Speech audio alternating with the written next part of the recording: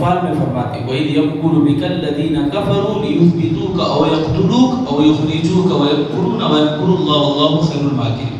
یعنی یہ لوگ مکر کرتے ہیں، یعنی پروپیگنڈا کرتے ہیں، پلان بناتے ہیں آپ کے خلاف کہ آپ کو یہاں سے نکال باہر کریں یا قتل کریں یا آپ کو جلا وطن کریں. یہ مکر کر رہے ہیں، اللہ بھی مکر کرے گا اور ان کا جو پلان ہے اس سے بھی بہترین پلان اللہ کرے گا. اللہ تعالیٰ بھی چال چلے گا. یہ ان کا چال کیا ہے؟ کام نہیں آنے والا. تو اللہ تعالیٰ دیکھو رسول اللہ صلی اللہ علیہ وسلم کو کیسے باہر نکالا. کتنا بہترین واقعہ ہے اللہ کے نبی صلی اللہ علیہ وسلم جو مدینے کو چھوڑنے کا واقعہ. ایک بات مجھے اور آپ کو یاد رکھنا ہے، یہ ہجرت کے واقعے سے ہی عربی کی کیلنڈر، عربی کا جو کیلنڈر ہے وہ بنتا ہے. یعنی جنوری 1 کا اور اسلامک کیلنڈر محرم کی تاریخ کا دونوں میں فرق کیا ہے معلوم؟ جنوری 1 کا اس میں بے حیائی ہے، ناچنا ہے، گانا ہے، مخلوط ہے، اختلاط مرد عورتوں کا، گریٹنگز ہے، فوٹوان دینا ہے، تمہیں میں برباد ہو جائیں گے بلکہ بولنا ہے. وہی ہجرت کے واقعے میں حوصلہ ہے.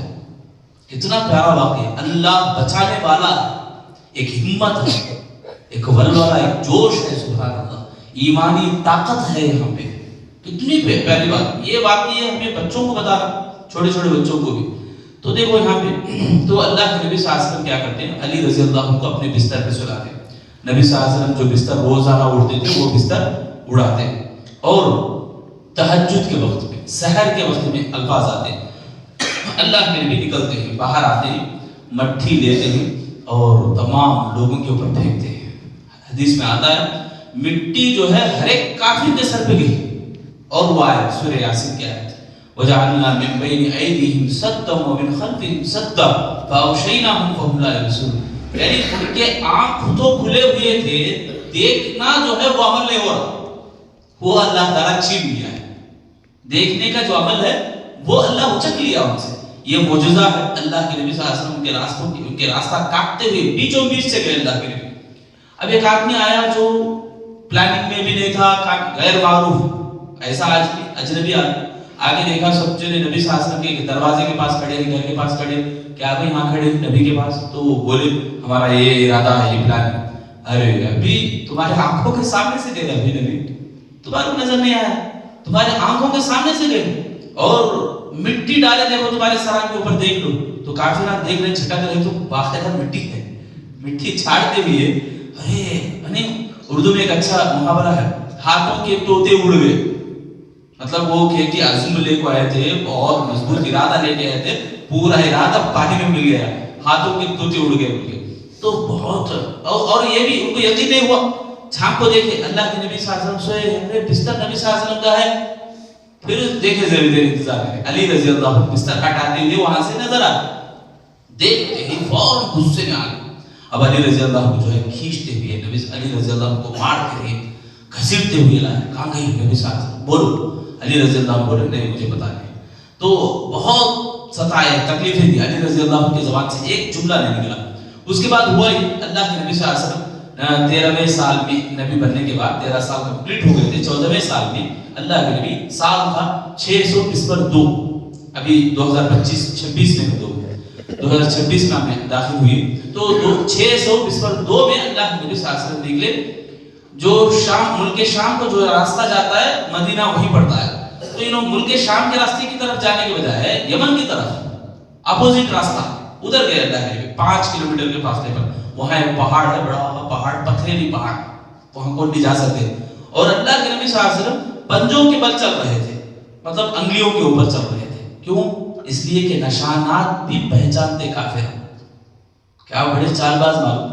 بدر کے واقعے میں ہمیں سنیں گے ابو سفیان اونٹ کے مینگنیوں کو دیکھ کے بولا یہ مدینے کا اونٹ ہے. وہ لوگ مدینے کے لوگ ہیں، آنکھوں نہیں بلکہ بولا.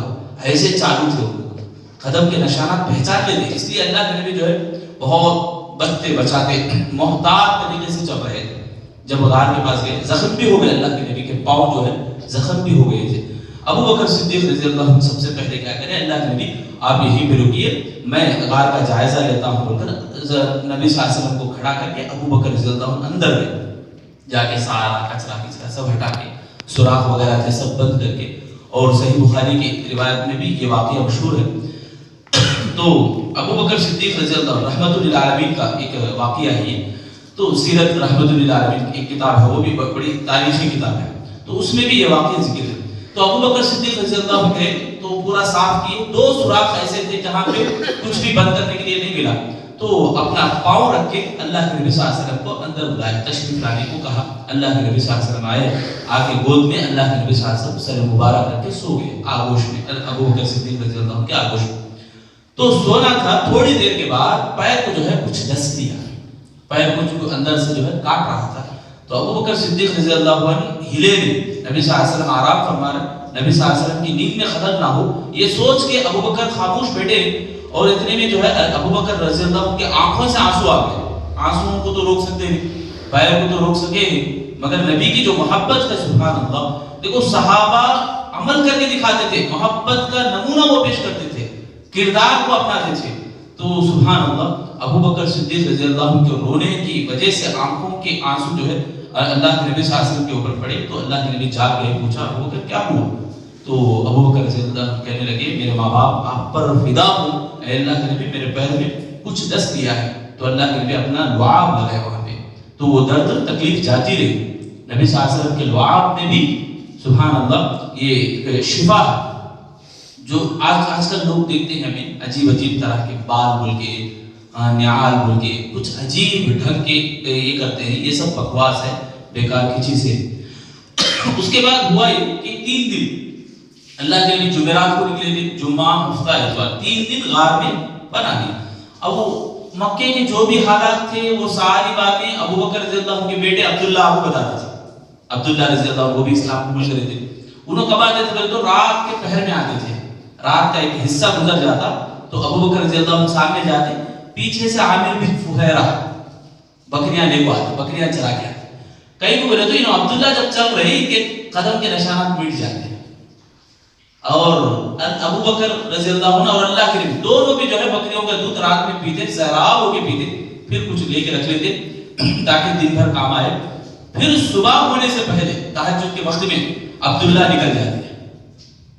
اب ایسے لوگوں کے ساتھ مل کے رہتے، رات یہیں پہ ہی، کام بھی گئے نہیں، سب لوگوں کے ساتھ ہی مل کے معلوم ہوتا تھا. اور لوگ جو بھی پلان بناتے تھے، اللہ کے نبی کے خلاف سازشیں کرتے تھے، وہ سب لے جا کے پھر رات کو جاتے، وہی روٹین ہوتا تھا.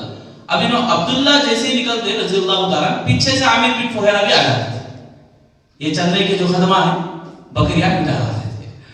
کیا حکمت ہے جو اللہ سبحان اللہ. یعنی حکمتیں، چالاکی، عقل مندی یہ دنیا کے لوگوں میں اس نہیں، ایمان والوں کے اندر بھی ہے. بڑی دلیلیں ہیں، واقعات ہے اس کے روشنی میں سبحان اللہ. اسی لیے اللہ کے نبی بھی بولے عقل مند وہ ہے جو موت کے بعد تیاری کرتا. بہرحال عبداللہ رضی اللہ تعالیٰ کی یہ حکمت اور دانائی، عائشہ رضی اللہ عنہ ان کی دانائی کے بارے میں گواہی دیتے. یہ بڑے زبردست نوجوان تھے، سمجھ و بوجھ کے مالک تھے، فہم جو ہے بہت اچھا تھا ان کے پاس. یہ عائشہ رضی اللہ عنہ بولتے. اب یہاں یہ لوگ مکے کے اندر ایک تو دیوانے بنتے جا رہے ہیں، غصہ جو ہے بہت زیادہ آتے جا رہا ہے، کچھ بھی نہیں ہو رہا. تو علی رضی اللہ عنہ کو ایک ستائے مارے، کچھ بھی جواب نہیں آیا. ابو بکر رضی اللہ عنہ کے گھر ہوئے، وہاں پہ اسماء رضی اللہ عنہ بھی. اب ابو جہل جو ہے بہت جھنجھوڑتے ہوئے پوچھا، اسماء رضی اللہ عنہ نے کچھ بھی جواب نہیں دیا. یعنی ہر طرح سے چھپا کے رکھے تھے، راز میں رکھے تھے اللہ کے نبی کو اور ابو بکر رضی اللہ عنہ کی باتوں کو. تو ابو جہل زور سے تمانچہ مارتا ہے، بالی ٹوٹ کے گر جاتی ہے اسماء رضی اللہ عنہ کی. تو اس قدر ظلم کرنے کے باوجود بھی کچھ بھی حاصل نہیں ہوتا. اب پھر یہ لوگ جو ہے پلان بناتے، پھر تب جمع ہو جاتے، کیا کرنا ہے، کیا کریں گے. تو اعلان کرتے تمام لوگوں جو کوئی بھی اللہ کے نبی صلی اللہ علیہ وسلم کو اور ابو بکر رضی اللہ عنہ کو زندہ یا مردہ پکڑ کے لائے 100 اونٹ، ایک آدمی کے بدلے میں گویا 200 اونٹ انعام دیں گے. اونٹوں کی قیمت جو ہے اس وقت بہت زیادہ بھی تھی اور لوگ جو ہے اس کی خواہش میں نکل پڑے، سواریوں میں، پیدل، کسی بھی طرح. نشانات کو پہچاننے والے، کھوج کرنے والے جو ماہر ہوتے وہ ماہر آدمی بھی نکل پڑے، ہر طرف سے نکل پڑے. تو لوگ جو ہے اللہ کے نبی صلی اللہ علیہ وسلم اور ابو بکر کی جگہ تک آ گئے. ابو بکر رضی اللہ عنہ فرماتے ہیں، صحیح بخاری کی روایت میں ہے یہ، اللہ کے نبی صلی اللہ علیہ وسلم سے کہتے ہیں اللہ کے نبی دشمن اتنا قریب آ گیا ہے کہ اگر وہ اپنے پیروں کو بھی دیکھ لے تو ہمیں پکڑ جاتے ہیں. میں ان کے پیروں کو دیکھ رہا ہوں, گویا اتنا قریب آ گئے. اللہ کے نبی فرماتے ہیں ابو بکر ما ظنک یا ابا بکر, تمہارا گمان کیا ہے, تمہارا خیال کیا ہے, بسنین اللہ ثالثہما, دو ادنا کے ساتھ تیسرا جو اللہ ہے ان دونوں ادنا کا تمہارا گمان کیا ہے. دیکھو کانفیڈنٹ ایمان یقین کس کو بولتے ہیں, تو ایسے واقعات کو پڑھے تو معلوم ہوتا ہے. یقین دیکھو کیسا ہے, اللہ بچا کے رہے گا, دشمن چاہے کتنا بھی قریب ہو. نوالا دیکھ رہے تھے آپ لوگ, نوالا جو ہے کھانے بیٹھے تھے, دنیا سے وفات پا گئے. کل کام کرنے والے تھے, دنیا سے وفات. یعنی اللہ تعالیٰ جو ہے لکھ کے رکھ ڈالا ہے تو اب ہوگا کیا بھی. تو یہ ایک اللہ کے نبی صلی اللہ علیہ وسلم کے لیے بہت بڑا معجزہ کہ وہ قریب آ گئے مگر دیکھ نہیں سکے. دیکھنا جو ہے ان کے آنکھوں سے چھین لیا گیا. تو اس کے بعد ہوا یہ کہ ابو بکر صدیق رضی اللہ عنہ, اللہ کے نبی صلی اللہ علیہ وسلم جو ہے ماحول ٹھنڈا ہو گیا, سب سناٹا یعنی ختم ہو گیا, گرم جوشی ختم ہو گئی. 3 دن کے بعد اللہ کے نبی صلی اللہ علیہ وسلم وہاں سے نکلے غار ثور سے اور مدینے کے راستے میں نکل پڑے. مدینے کے راہ بھی جو راستہ مدینے کو جاتا ہے وہ راستے سے کنارے سے ہوتے ہوئے گئے. اب راستے میں جاتے وقت جو واقعات پیش آئے اس میں بھی سراقہ بن مالک رضی اللہ عنہ بعد میں اسلام قبول کرتے ہو, ان کا بھی واقعہ بڑا دلچسپ ہے, کل انشاءاللہ وہاں سے سنیں گے. تو یہاں تک ہمارے لیے 2 سبق میں بتانا چاہوں گا. پہلا سبق یہ کہ آدمی کافروں کے تعلق سے, کافر دیکھو کتنی کوشش کر رہے ہیں حق کو مٹانے کی. حق اور سچ ایسا ہے کہ وہ جھوٹ کا لباس کبھی بھی نہیں پہنتا. اسے آپ پوری دنیا کی طاقت لے کو پہنانا چاہو نہیں پہنتا. ہمیں کیا سمجھ رہے ہیں, دودھ میں پانی ملے تو دودھ جیسا ہو جاتا ہے, ویسا کوشش کر رہے ہیں ہمیں باطل کو, حرام کو, ناجائز کاموں کو حق میں ملانے کی کوشش کر رہے ہیں. ان کافروں کے جیسا نہیں ہونے والا. اور دوسرا سبق یہ کہ اللہ کے نبی صلی اللہ علیہ وسلم سے جو محبت ہے, سبحان اللہ, وہ کیسی محبت صحابہ دکھائے, وہ محبت کو ہمیں یاد رکھنا, وہ اسی محبت کو جینے کی کوشش کریں. جی کو دکھانا ہمیں خالی باتیں انسان صرف آج باتاں کرتے رہ گیا. یہی قیامت کی نشانیوں میں سے ایک نشانی ہے. اللہ کے نبی صلی اللہ علیہ وسلم فرماتے ہیں بولنے والے کثرت سے آئیں گے, عمل جو ہے نہیں رہتا. ویسا ہمیں نہیں بننا ہے انشاءاللہ. یہ 2 سبق ہمارے لیے بہت ضروری ہے سمجھنے کے لیے, آج کے لیے. اللہ سے میں دعا کرتا ہوں الہ العالمین ہم تمام لوگوں کو سچی محبت الہی اور سچا محبت رسول کو اپنے دلوں کے اندر پیدا کرنے اور پیوست کرنے, اس کو ثابت قدمی کے ساتھ رکھنے کی اللہ ہم سب کو توفیق عطا فرمائے. الہ العالمین ہم تمام لوگوں کو جو واقعات ہم سنتے ہیں سیرت النبی سے اور جو بھی نبیوں کے واقعات ہم سنتے ہیں, اللہ عبرتیں حاصل کرنے کی توفیق عطا فرما. الہ العالمین ہم سب لوگوں کا آنے والا رمضان میں زندگی نصیب فرما, ہمارے گناہوں کو معاف فرما, ہمارے نیکیوں کو قبول فرما. اے اللہ ہمیں جب تک زندگی دے رکھی ہے اس وقت تک ایمان کے اوپر ڈٹ کے رہنے کی توفیق عطا فرما. اب جب آخری سانسوں میں ہمیں پہنچا تو ہماری زبانوں پر کلمہ طیبہ جاری فرما. آمین یا رب العالمین. وآخر دعوانا ان الحمدللہ رب العالمین. دعا پڑھ لیں. سبحانک اللہم وبحمدک اشہد ان لا الہ الا انت استغفرک واتوب الیک.